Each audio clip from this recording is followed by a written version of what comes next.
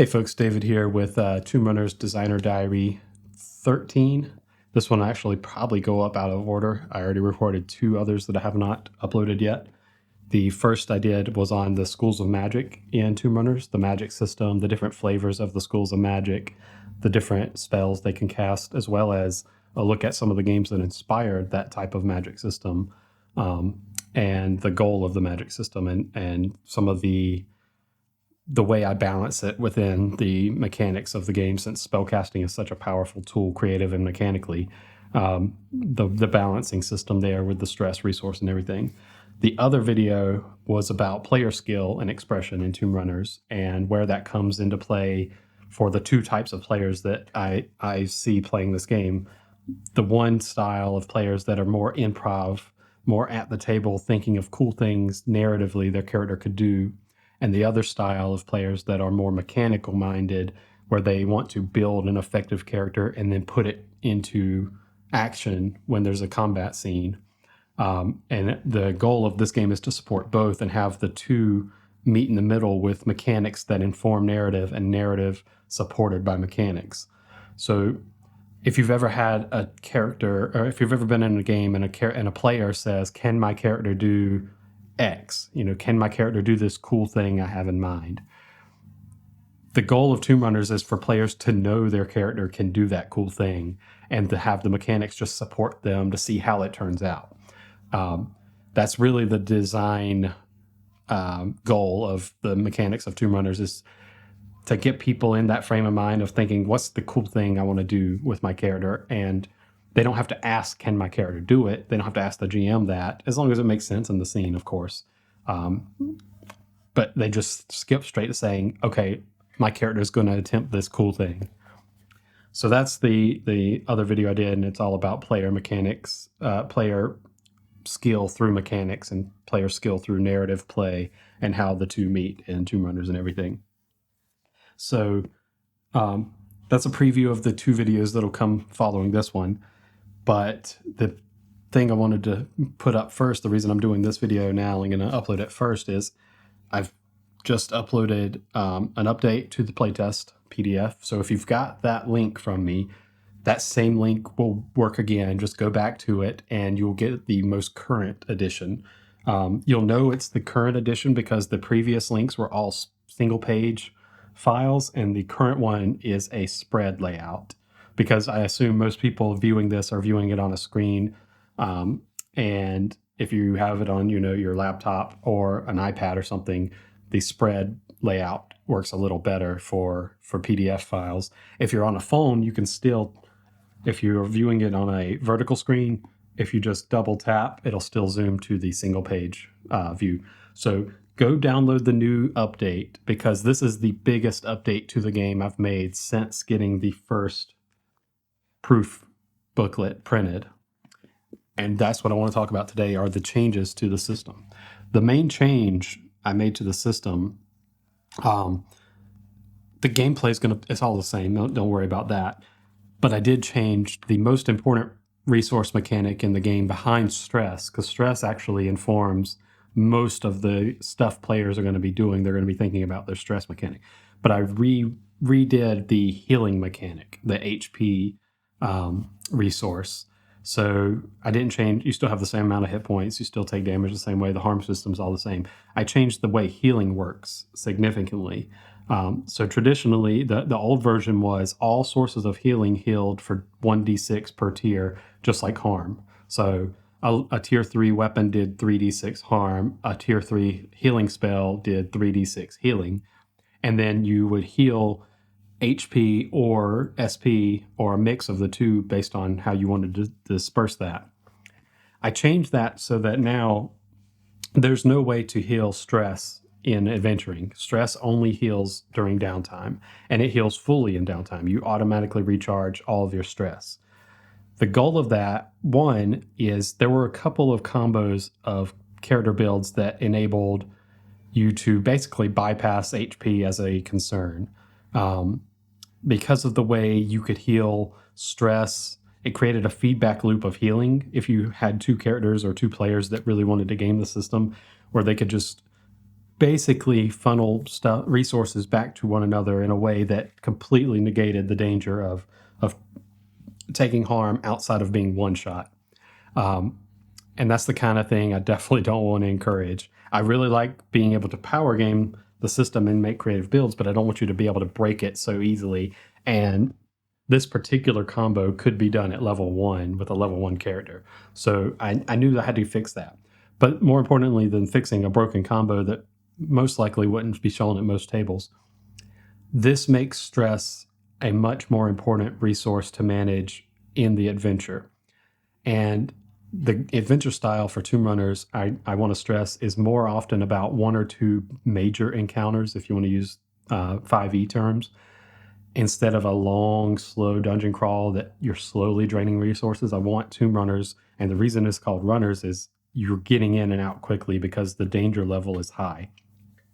So now you heal all stress when you do downtime, but you cannot heal it during adventuring through healing potions or healing spells.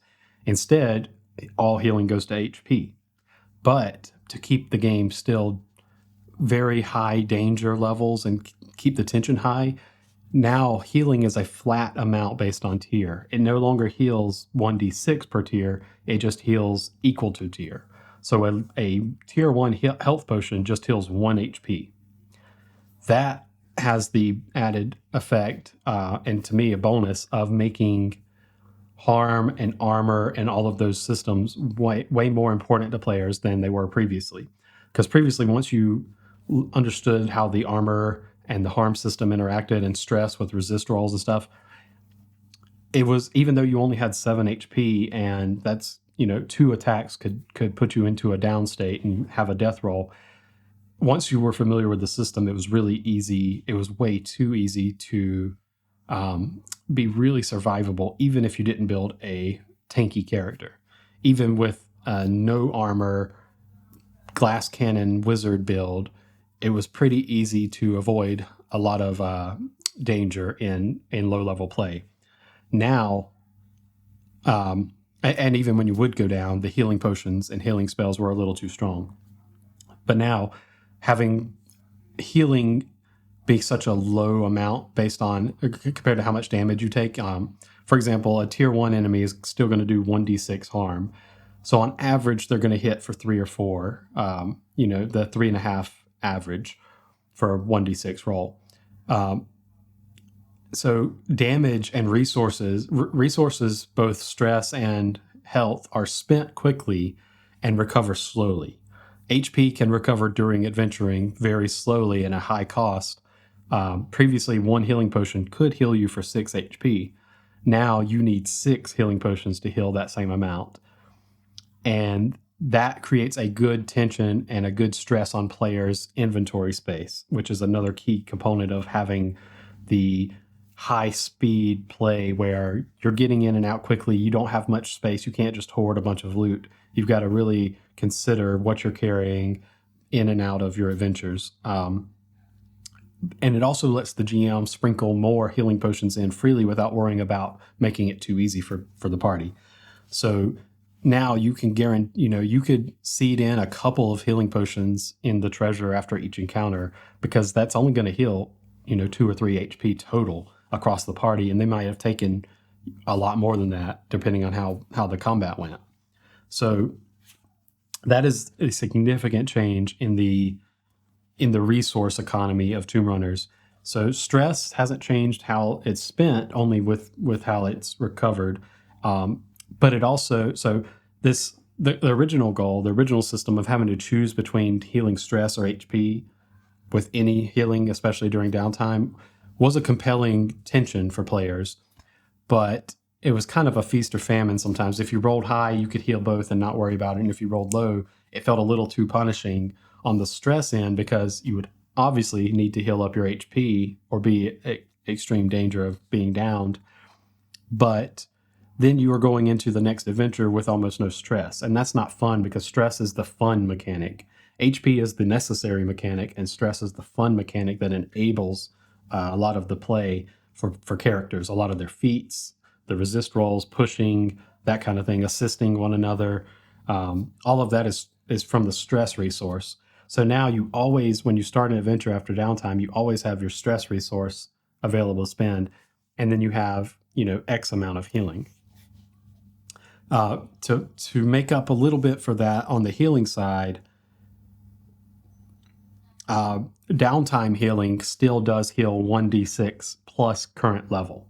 So previously it was 1d6 per level, and then you could spend supply to push and add 1d6. Now healing, it is only for HP. All your stress automatically restores. So healing now is restore 1d6 plus level HP. So if you're level 2, you would heal 1d6 plus 2. So that gives a baseline. You're always going to recover a set amount plus 1d6.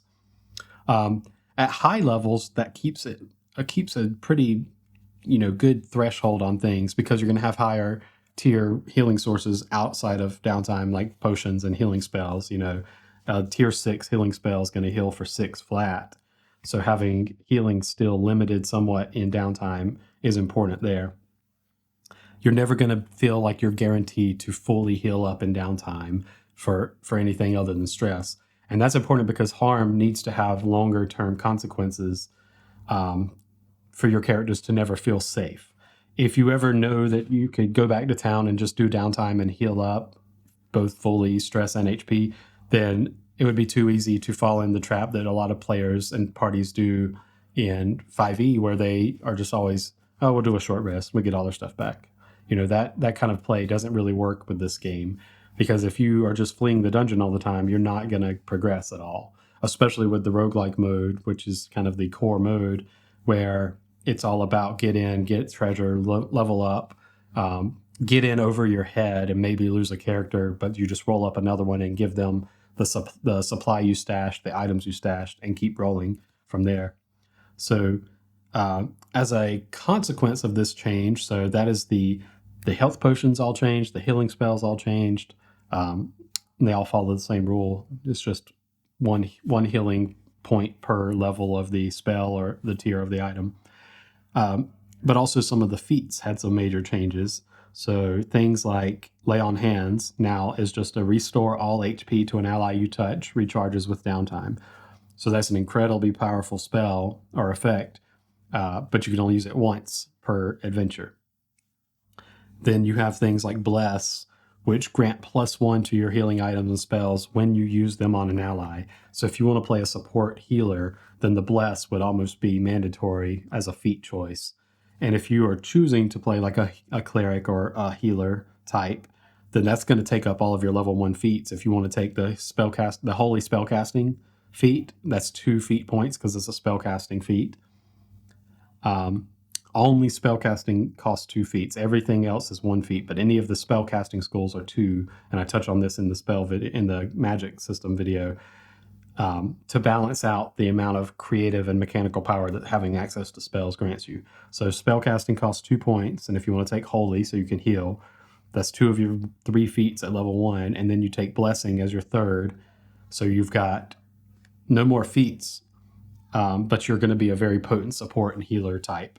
So if you want to play that kind of character, that is the way you want to go. And then if you wanted to take the heritage for adaptable to grant yourself 1 more feat, then you could add Lay on Hands on top of that to be guaranteed 1 full heal for your party.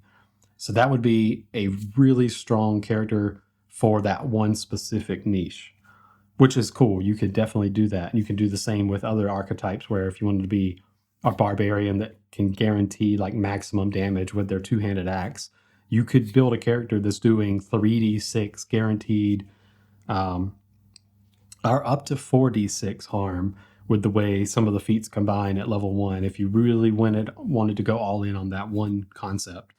Or like a roguish type character that has 2 luck points for rerolls and bonus advantage on resist rolls of 2 different types.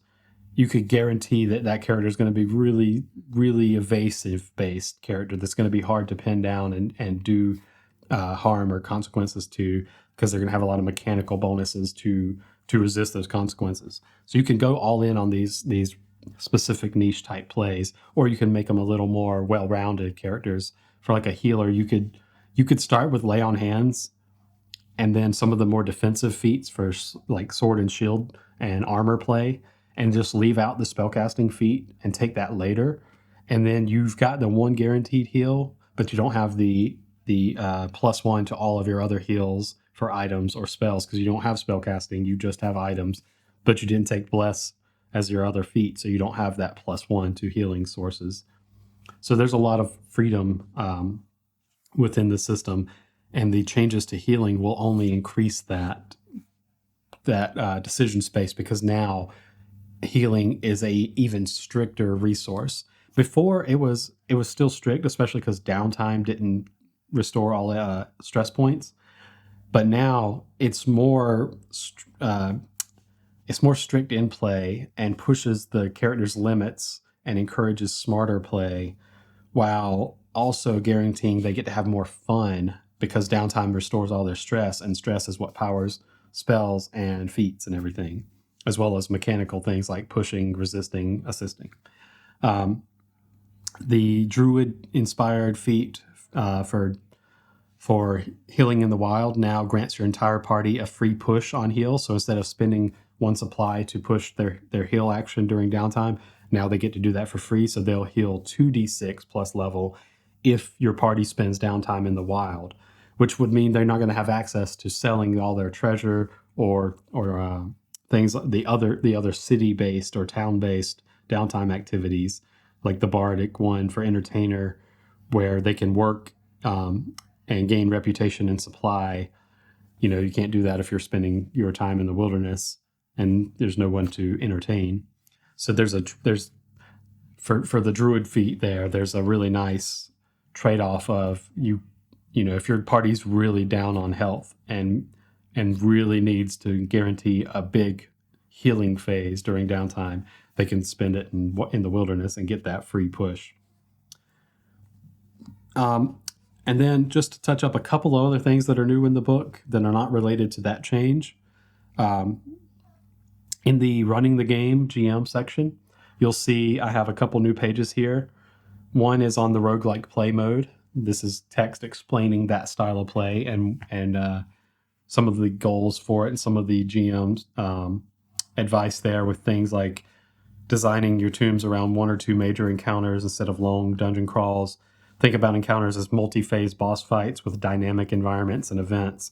Reward players generously for clearing the tombs, especially with magic items and consumables. Because the game's danger level and deadliness is high, you can be generous with the rewards, and that makes it more fun for everyone. They're getting cool toys, and then they get to use those cool toys and push their characters until things go bad. And that's a really fun feedback loop. That's exactly what people like about roguelike video games, is you go from feeling like nothing to feeling powerful in 10, 15 minutes.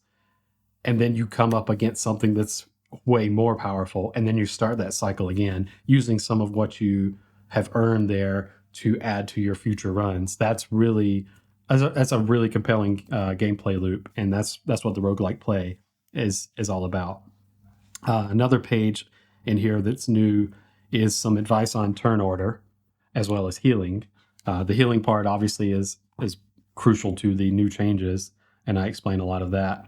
But for turn order, it explains how this game doesn't follow a rigid initiative or turn order system. Instead, the action follows the narrative of the scene in the way that makes sense to all the players. If you have a warrior type that wants to lead the charge and jump in first and act before the rest of the party, obviously let them act and see what happens next. It says the GM sets the scene when the GM sets the scene and the players react to the threats and obstacles in whatever order they choose, with each action roll advancing the scene. Monsters have their turns during the setting of the scene and after action rolls, either harming players directly or presenting a new threat for players to face, i.e. arming a bow with another arrow. As I've said previously, the GM's job is to set the scene and stop right before something bad happens to the characters. Let them react to whatever that threat or danger or obstacle is, and then depending on how they roll, it goes well or they get hurt or something bad happens. So that's the idea there of, if that doesn't mean you have to let the players always act first. It means that you are setting the scene in the way that makes sense for what you want to do, and then letting the players react right before the actual consequences hit them. So that means you can still ambush the players. You could say a goblin jumps out with a knife and jumps on your back, but you cut right before the goblin stabs the player and let them say what they're going to do. Maybe the player tries to grab him, throw him off. Maybe another character says, I want to try to blast them out with the spell before they land on that's exactly where you cut and say, okay, what do you do? And if they roll poorly, then your ambush works and they got attacked and, continue from there. If they roll well, then they thwart the ambush. Or you could set the scene in the opposite. You could say you come across a party of goblins at camp that they're not aware of you yet. What do you want to do? So you can set the stakes either way. And if players roll poorly in that situation, maybe the ambush gets turned around on them. Maybe the ranger character misses his shot. He rolls really poorly and misses his shot. So then all the goblins react and they start charging, sword with daggers drawn, and a goblin pulls out a firebomb and starts to throw it. And then you cut the action right before that firebomb gets tossed and you say, what do you do? So that's the turn order. If two or more players want to act at the same time, then the GM decides which order to resolve them based on the scene, or have them roll at the same time and treat it as an assist action. So, and the assist action means all the players face any of the consequences of that action. So if, generally an assist action means you're rolling the same type of thing. If you want to help the fighter character break down a door, you can roll along with them and roll the same stat, which would be brawn, to bust down the door. And if things go poorly, you both face the consequences. The benefit there, and the reason it costs distress to assist, is because you get to take the highest result of the two. So you're basically giving advantage, but you're putting both characters in harm's way if things go poorly, and it has a stress cost. So simultaneous actions of different types, like say the warrior wants to charge in and the ranger wants to fire off his bow at the same time. They want to act at the same time and ambush. You can resolve those. If they're targeting different targets, you can resolve them. And, you can say both of you roll and we'll just resolve them both because they're different targets. So it doesn't matter how either result comes out. We can resolve them one at a time. But if they say, the ranger wants to fire an arrow and pin the goblin's foot to the ground while the warrior charges with the shield and hits that same goblin, then you can ask the players which one do you want to go first. Say, the ranger wants to go first to try to pin the goblin to the ground. But if they can't agree on it, then that's when you say, okay, we'll resolve them together, but you're going to both be in danger if things go poorly. So that's kind of a gambit you can give the players if they can't agree on who's going to act first and what makes sense for which role would happen first. You can offer that as a solution, and it keeps things flowing naturally. And then every roll, something happens in return, good or bad. And that's when you get to have monster turns. That's when you get to up the tension in the scene and things like that.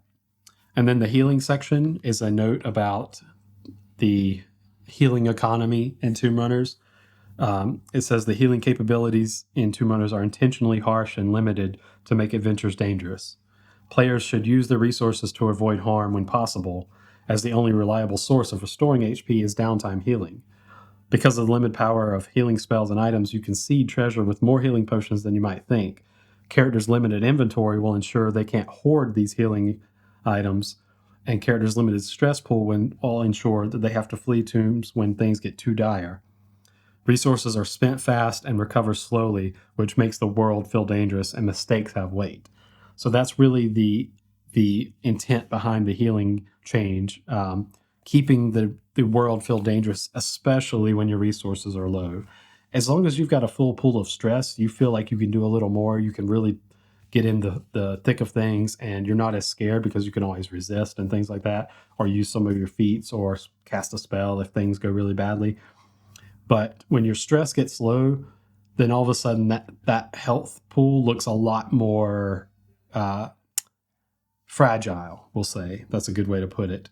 Because 6 HP with 0 stress is a lot scarier than 3 HP with 6 stress, or 2 HP even. Anytime you're in one-shot territory, that's dangerous, and there's a chance things go badly even if you have stress. But having stress and being able to resist, or having armor and be able to reduce harm, when you have resources to spend, your HP pool has a really big buffer that players might not understand until they actually play. Starting with 7 HP when level 1 monsters can do 6 harm in one roll sounds really deadly, and it can be. Characters can go down in 2 hits if they roll really poorly and they don't have armor and they roll poorly on resist rolls and they don't have feats or any other thing. They can go down in 2 hits, and that's by design. I originally had it 6 HP, but having characters go down in 1 hit because of 1 or 2 bad rolls felt a little too punishing. And one of the things that I don't like from the traditional OSR games is that feeling of you played really smartly until one bad roll happened and then you got one shot. I didn't want one shotting to be a thing for general play. Now, if you are a low level character coming up against an obviously powerful boss monster, you could still get one shot and you probably shouldn't be fighting them. And that's part of player skill, is knowing when to run. So that is the other new page. And then let's touch on, let's see, we've got some new art. We've changed some things around. I really like this piece on the Undead page. It's just a really good piece of a lich. This is new. And the piece that I also loved previously on the Undead page is still in here. It has just moved back towards one of the GM pages. I really love this piece as well. This would be one of the pieces on the new Dungeon Master's deck backs for one of the categories, probably the monsters category, because it shows the party awakening this vampire lich type undead, and it's just really, really compelling, fun scene. This one is another with this traditional beholder type monster blasting these wizards that are stealing treasure, while some of the other characters are still just trying to loot, stuff like that. It's a lot of fun. But another thing I want to touch on here, while I've got a page in here for examples of play that show 2 different action rolls with all of the possible outcomes. One is a warrior type character trying to intimidate a guard and showing the different ways that might play out based on their action roll. So a failure, the player says, I'm going to intimidate the guard by walking up to him, looking down at my hilt, then staring silently until he lets me pass. So he says what he's doing, how he's doing it, and his goal. That's the 3 parts of making an action roll for players. So that tells the GM what could possibly happen next. You know what the character's doing, how they're doing it, and what they want to achieve. So their role, depending on how well they roll, you have an idea of different ways to play that out. And the examples I give here is a failure roll. The guard draws his sword and steps forward. He's not intimidated. He's actually going to be aggressive. A success with a consequence. The guard lets you pass, but runs off to alert others. You know they will soon follow. So the warrior gets past the guard, but there's going to be a consequence to follow. Success. The guard lets you pass, obviously shaken by your display. So that would be just a full success. There's no consequence. A critical success, if you get a 21 plus, if you pushed and got higher than 20. The guard nods and says, I've been waiting for you, and hands you a key for the door ahead. So not only did you get past the guard, he was actually waiting for you and an ally you did not know about. The other example is a wizard saying, I'm going to stop the Minotaur's charge by summoning my stone wall spell in his path so he doesn't hit my ally. So there's a Minotaur charging down the cave wall, the tunnel of the cave, and he's going to hit an ally. So the wizard's going to cast a spell to stop him. He's going to summon a stone wall. The failure roll would be something like the Minotaur burst through the wall, slamming into the ally. You failed. What you were doing, how you were doing it, and the goal, something there goes wrong and you failed. A success with a consequence, the wall stops the Minotaur, but fully seals off the path, and now the party's trapped behind it. So it was too successful. Now you're stuck there. Maybe there's other enemies approaching from the other way. Or maybe you're now trapped in a dead end.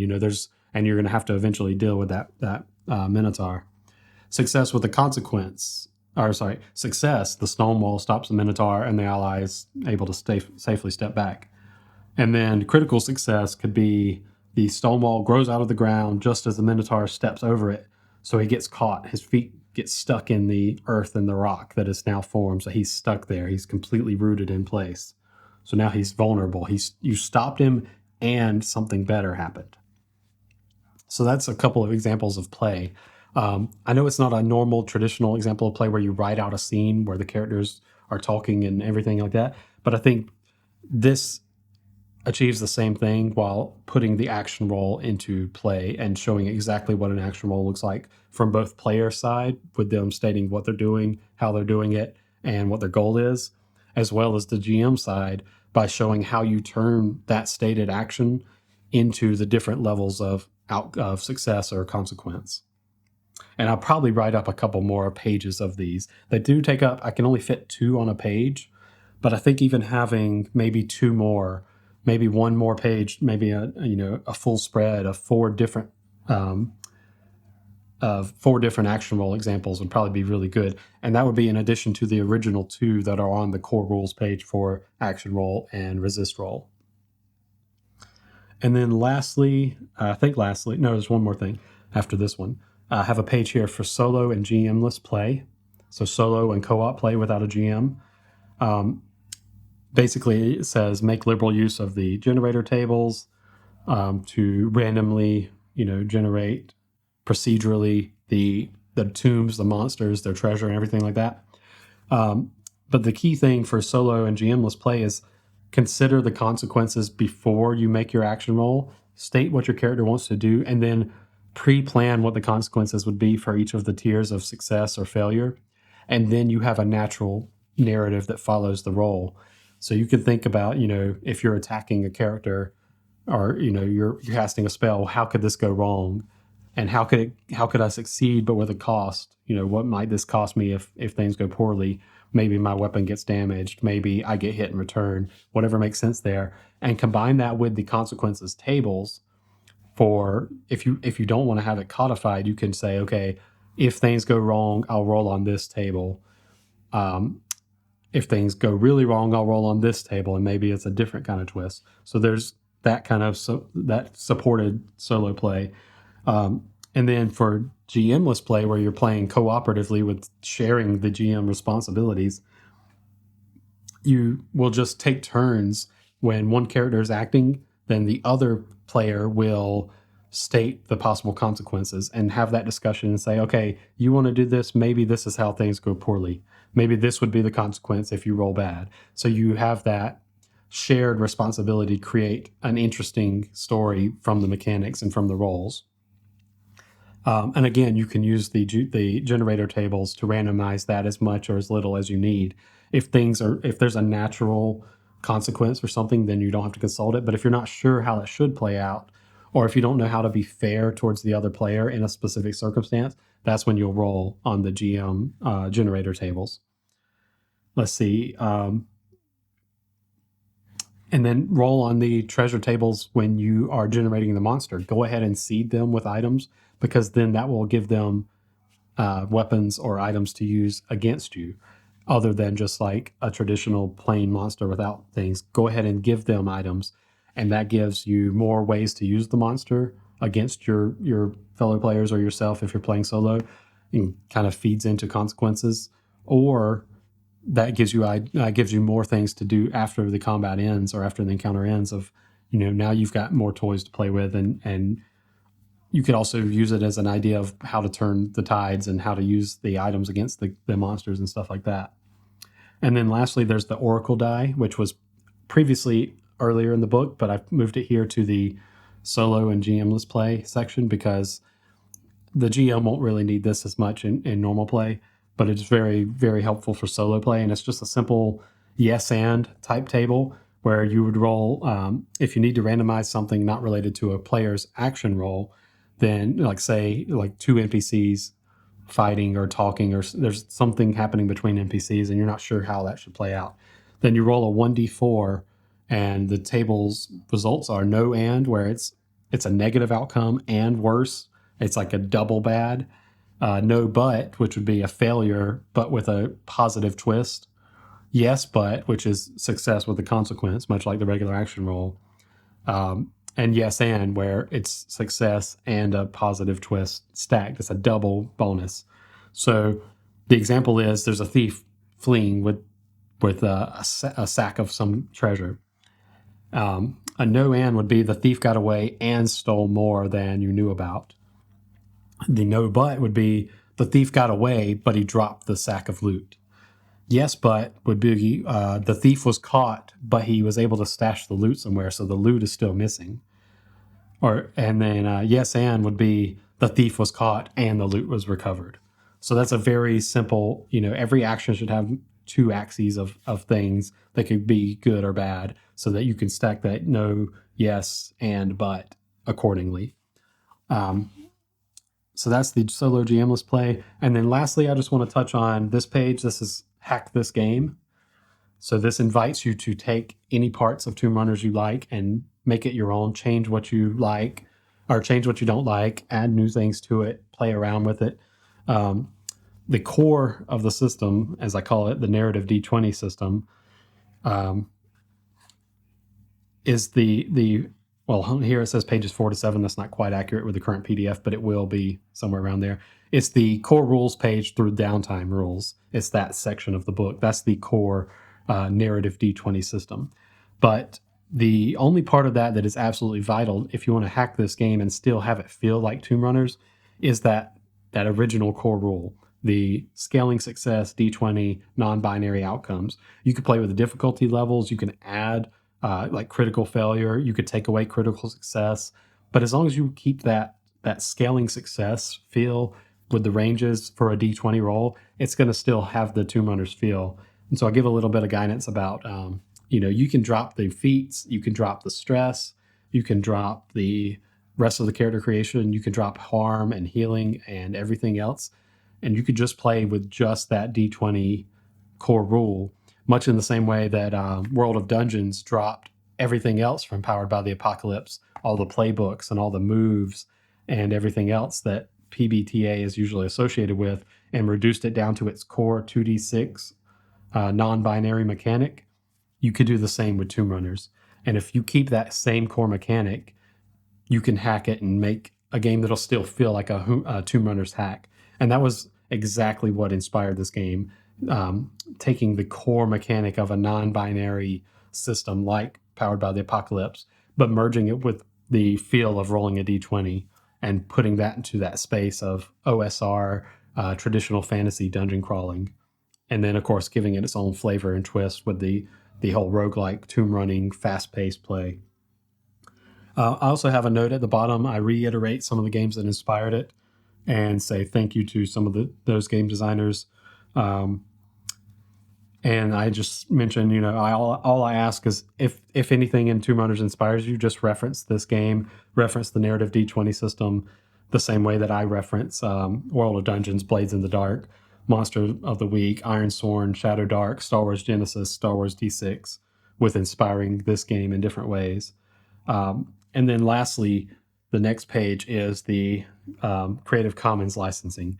So the narrative D20 system, which is that core rules section through the downtime rules page, which is 5 pages on here, I think, if you count the art. But that section is all licensed under and available under Creative Commons CC BY SA, which means credit must be given to the creator. If you use the narrative D20 system, just mention that you were inspired to use it and name it. And anything you make with it must also be licensed under the same Creative Commons license. So you can't go on and trademark or copyright the system or anything. It is available in Creative Commons, and you can't undo that, basically. And I do ask that if you make something with it, you also make your hack of it available under CC BYSA. And that doesn't mean any art or language or names or anything like that you make have to be licensed, just like everything else in this book is not available under CC. You can't take all of my feats and republish them as word for word. You can't take any of the artwork that I have commissioned or licensed. You can't use any of that, but you can use that core rule and language and everything else, and the core rule through the downtime rules. You can do whatever you'd like with that. So I'll read out the actual language for CC BY-SA. This license enables reusers to distribute, remix, adapt, and build upon the material in any medium or format, so long as attribution is given to the creator. The license allows for commercial use. If you remix, adapt, or build upon the material, you must license the modified material under identical terms. CC BY-SA includes the following elements, and then the things I named previously. Credit must be given, and adaptations must be shared under the same terms.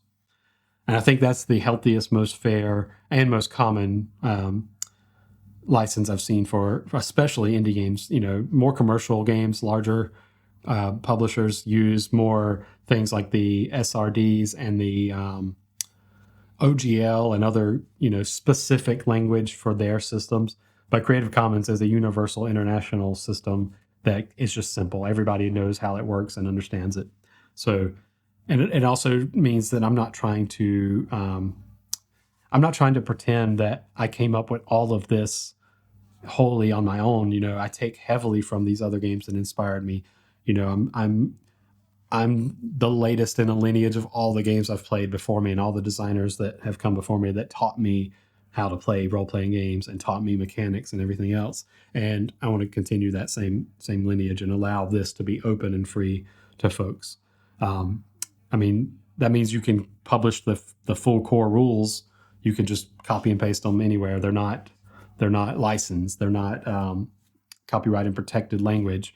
They are open and they'll be available freely from day one on the crowdfunding campaigns. And they are to show you exactly what part is open to CC BY-SA. It's the center page on the GM screen that I've been showing off. This is all the core rules. This is the narrative D20 system. This is all available to everyone for free. And I will make that a one-page rule accessible from day one for the quick start. If you just want to see what is this system. And then in the book, what you're buying is obviously, a printed physical, tangible item, but also all the other content for the game, all the creatures, all the character builds, all the pre-written adventures and content for the game, all the GM advice, all of the custom tables, all of that stuff is what you're paying for on top of the open source Creative Commons rule set.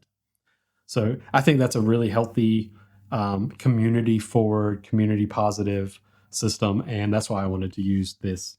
So let me know what you think about that. If you have any feedback, if you've published a game using CC in any other forms, since there are a couple different versions of Creative Commons, let me know if you chose a different one and why, or if you chose the same one and if it was for the same reasons. Looking over my options, by day I am a photographer and videographer, so I'm pretty familiar with licensing and all of that type of thing. I'm also very familiar with, I work a lot with musical artists. I do a lot of concert photography. So I see my work all over the internet from fans that are just reposting. I'm not getting credit. So I'm very familiar with how that feels, even in cases where commercial sites are using my work uncredited, unlicensed, and I have to pursue that. So I'm pretty familiar with this space for licensing commercial creative arts and all that. So, but I'm always open to feedback. I'm not going to pretend I know everything about this. This is my first game. This is my first published book, anything like that. I did make the Dungeon Master's deck previously, so I'm not completely new to making game products, but a supplemental item like a deck of cards is quite different in a lot of ways than an actual written book and the language within. So this ended up being way longer than I thought it would be. Thought I would just talk about the healing changes, but I went ahead and dove into a ton of stuff here. But for the diehards that are watching, I really appreciate you. I think if you've continued watching this stuff, then something about Tomb Runners has caught your eye and you see something in it, and hopefully you'll enjoy it. And again, if you've got the PDF playtest documents, go back to the link. The same link that I sent you previously will work, and it will automatically load the new version with all the changes to healing and feats and the new language, the new section in the GM section, the solo play. All of that stuff will be in there. It's 72 pages, somewhere around there. You can actually check. So it's a couple pages longer. It is 37 spreads. So the first and last page are singles. Got the cover and the back cover, and then everything else and the character sheet is in there, and everything else is spreads. So again, if you've got the spread edition, you're on the current version, and I'll update that if it changes. But it's the 8th edition of the PDF. But yeah, if you've got the spreads edition, go to your link, check your download, get the latest one here, because this is the current version of the game with the changes to healing, and it's a better game for it. I've already done a playtest one time, one shot with the changes to healing, playing very quickly, getting through. At least we had one downtime session where we could fill out how the changes to healing and stress felt, and it was all positive. I think it's definitely for the better. So go get that. If you haven't got the PDF playtest yet, drop an email below that you don't mind sharing. I recommend people get a disposable email. You can just Google disposable email address, and it'll populate one, and I can send you that. I can send the PDF to your disposable email, or you can reach me on Blue Sky at Roll the Dice Games. Search Tomb Runners, hashtag Tomb Runners, anything like that, it'll come up, and you'll be able to send me a message. I previously had someone that couldn't message me, and that was because of privacy settings on Blue Sky was not allowing people I didn't follow to message me. I've updated that. Now anyone can message me on there. So you should be able to reach me through Blue Sky if you're on there. If not, join. It's got a great tabletop community for RPGs, for board games. It really does feel like Twitter when it was good. Not that I'm a big fan of any social media, but for as good as a social media can be, Blue Sky is doing things right so far. There's no ads. There's no algorithm. It's all user controllable. And I only see tabletop content, and I only see stuff from people I want to see unless I go to like public feeds or topics or hashtags. And that's exactly what I want from social media at this point, especially when I'm only using it for Tomb Runners. I'm only using it for tabletop stuff. So if you have an itch to have a community online and find other content creators, or, and I hate to use that term, other creatives in the space, or find out about new cool games, or find people to play games with online, join up with the TTRPG community on Blue Sky. It's pretty good. It's so far been very helpful, and good people on there, good stuff on there. So I'll stop there. Thank you so much again, and I'll talk to you soon.